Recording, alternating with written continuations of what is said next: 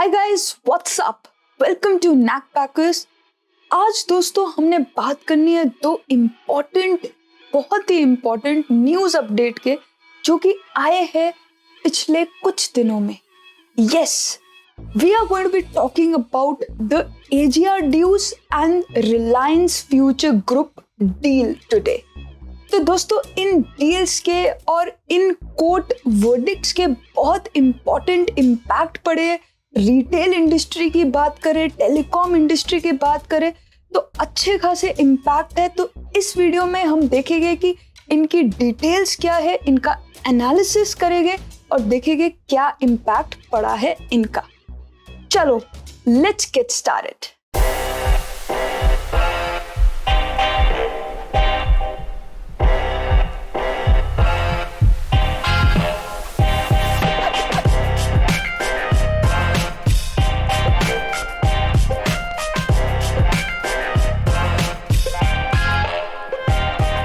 Hi guys, my name is rhythm.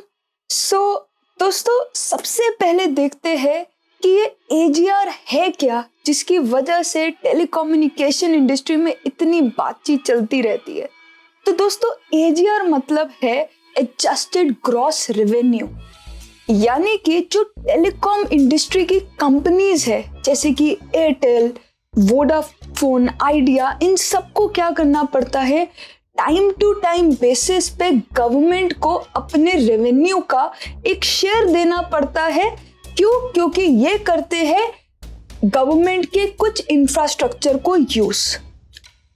तो कहानी कहाँ पे बदलती है, ट्विस्ट कहाँ पे आता है कहानी में? ट्विस्ट आता है जो इनके डिस्प्यूट चल रहे हैं। तो डिस्प्यूट क्या चल रहा था? डिस्प्यूट चल रहा था कि गवर्नमेंट ने बोला कि AGR मतलब जो भी टेलीकम्युनिकेशन कंपनीज अर्न कर रही है रेवेन्यू, चाहे वो उनके कोर टेलीकम्युनिकेशन बिजनेस से है या नॉन कोर टेलीकम्युनिकेशन बिजनेस से है, ये सारा का सारा ही रेवेन्यू में काउंट होना चाहिए जब वो ड्यूज पे करते हैं गवर्नमेंट को। लेकिन ये वोडाफोन, आइडिया, रिलायंस एंड अपना एयरटेल, ये सारी कंपनीज ने क्या बोला कि भाई सिर्फ कोर बिजनेस को ही हमें AGR में काउंट करना चाहिए। ये non core business with beyond telecommunication जो भी बिजनेस हम कर रहे हैं उसको AGR में इंक्लूड नहीं करना चाहिए। तो आखिर कोर्ट ने डिसाइड क्या किया? कोर्ट का वर्डिक्ट आया अक्टूबर 2019 में, जहां पर कोर्ट ने फेवर किया गवर्नमेंट को और ये डिक्लेयर कर दिया कि AGR में सब कुछ ही इंक्लूड होगा, सारा का सारा रेवेन्यू टेलीकम्युनिकेशन कंपनीज का AGR में इंक्लूड होगा, AGR की डेफिनेशन में इंक्लूड होगा। अब इसकी वजह से क्या हुआ?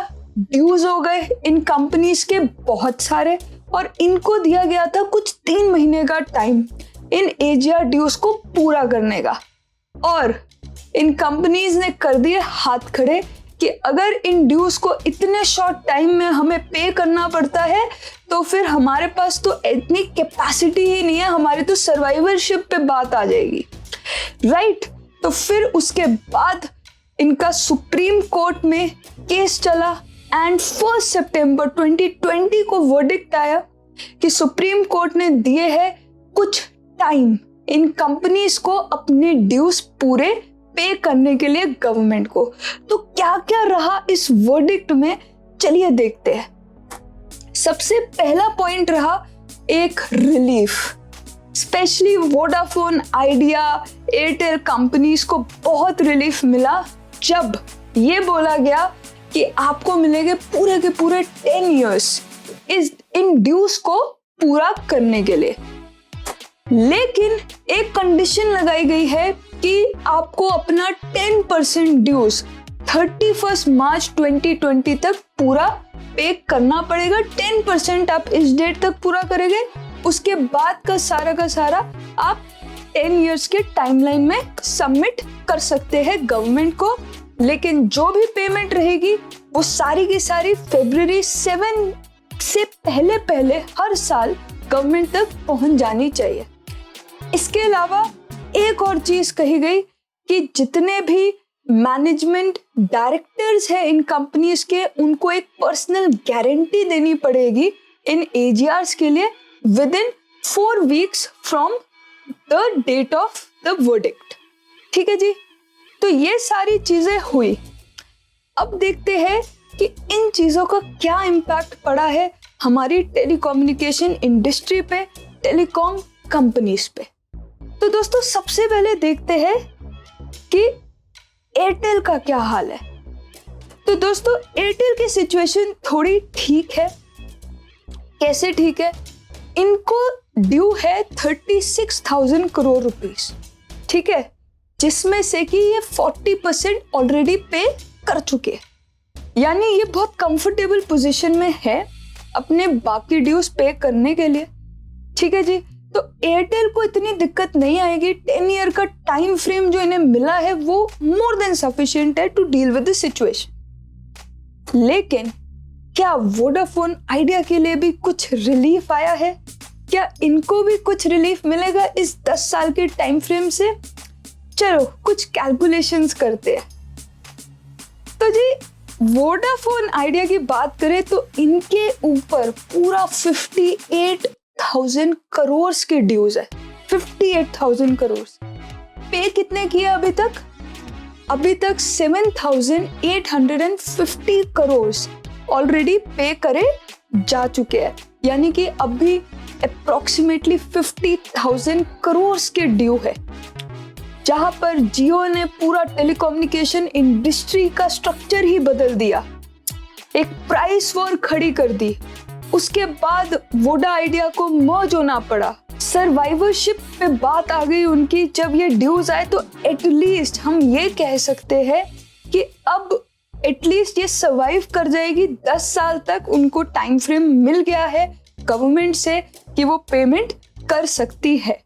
ठीक है जी, तो कुछ रिलीफ मिला है। इसका रिलीफ का इम्पैक्ट क्या रहा कि बोर्ड ऑफ डायरेक्टर्स सोच रहे कुछ फंडिंग वगैरह रेस करने के लिए भी, जिसकी वजह से आज यानी कि 2 सितंबर को इसका शेयर भी काफी चढ़ा। 10 to 11% के अप्रोक्सीमेटली इसका शेयर भी आज बढ़ा है। राइट, चलिए ये तो बात हो गई हमारे एजीआर की। तो सिंपल सी बात है कि गवर्नमेंट को कुछ ड्यूज मिले। क्यों? क्योंकि एजीआर की डेफिनेशन बदल दी गई और फेवर किसको मिल गया? कोर्ट की वर्डिक्ट में गवर्नमेंट को मिल गया। कंपनी सर्वाइव कर जाए और ये ड्यूज भी पूरे हो जाए, इसके लिए उनको टाइम मिल गया। ठीक है जी, अब आते हैं हम अपनी दूसरी मेजर न्यूज पे। वो क्या है जी?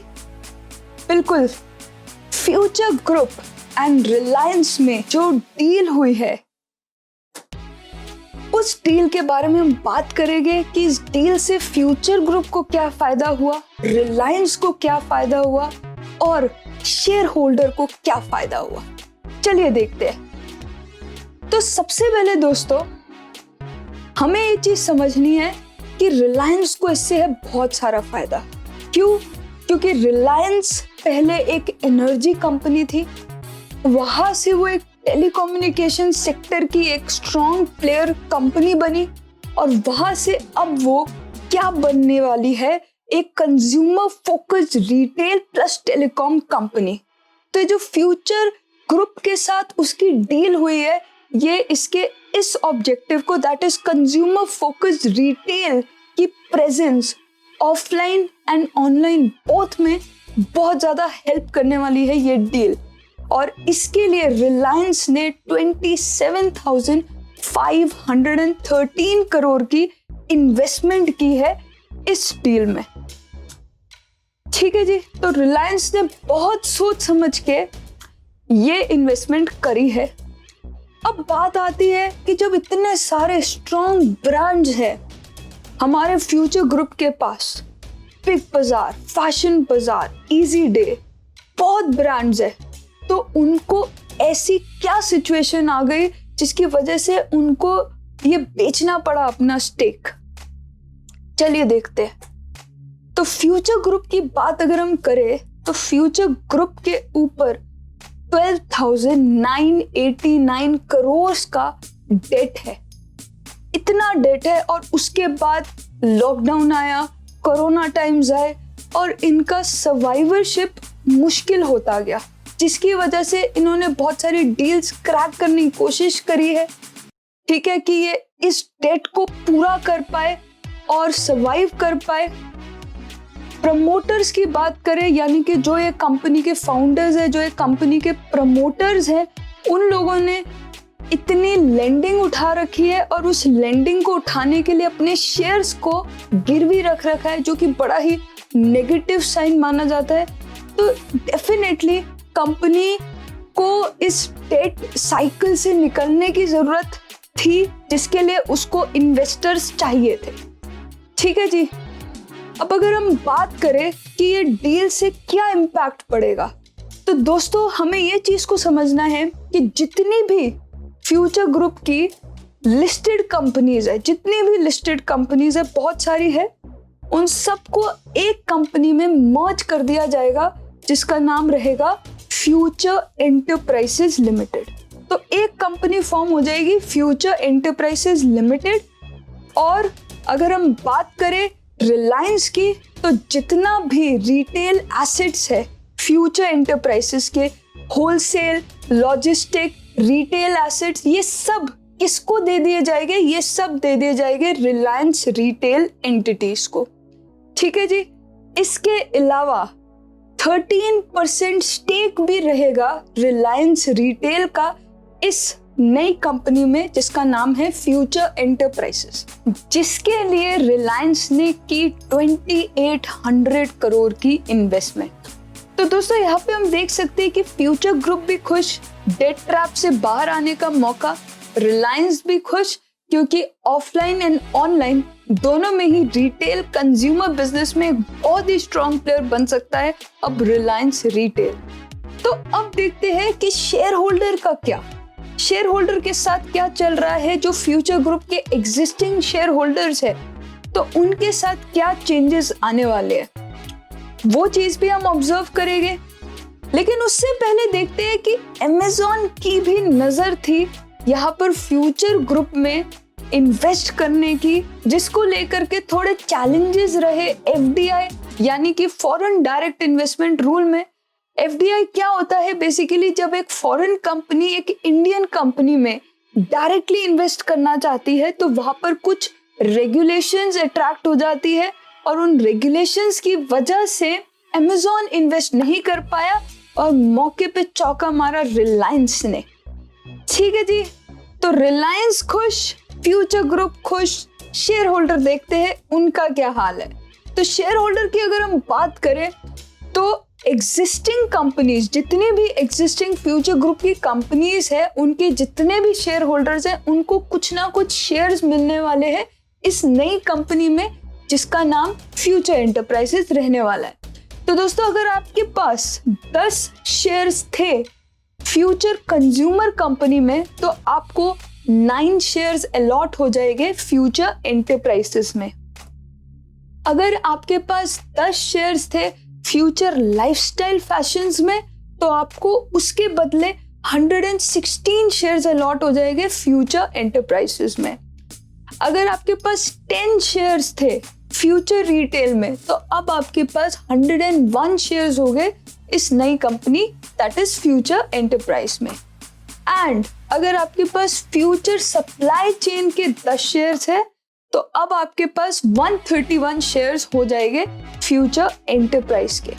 एंड अगर आपके पास 10 शेयर्स है फ्यूचर मार्केट नेटवर्क में, तो आपको 18 शेयर्स अलॉट हो जाएंगे फ्यूचर एंटरप्राइज के। यानी कि अगर फ्यूचर एंटरप्राइज अच्छा ग्रो करता है, तो डेफिनेटली जो एग्जिस्टिंग शेयर होल्डर्स है फ्यूचर ग्रुप की एग्जिस्टिंग लिस्टेड कंपनीज के, उनको भी होने वाला है ढेर सारा फायदा।